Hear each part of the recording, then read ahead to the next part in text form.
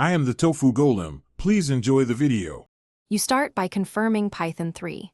X is on your machine and added to path so Vscode can find it. Once done, install Vscode plus the official Python extension to gain linting, IntelliSense, and debugging.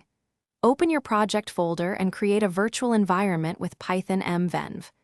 Venv then activate it. This isolates dependencies. Make sure to select the venv interpreter in the status bar so Vscode uses the right Python for linting and running your code. You now configure the editor so it behaves predictably with your project. First, select the virtualenv interpreter via the command palette. This ensures run, lint, and test commands use the same Python. Next, install required packages into the environment with pip or requirements. txd so imports resolve.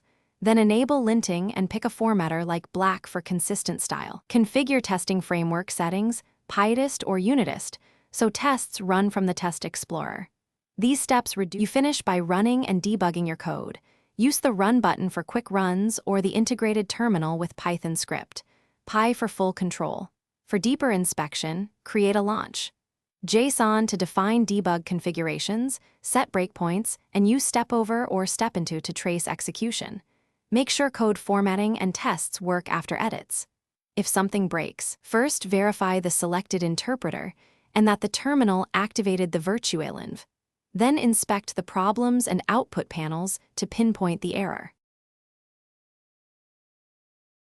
Thanks for watching. Consider subscribing if we helped you today.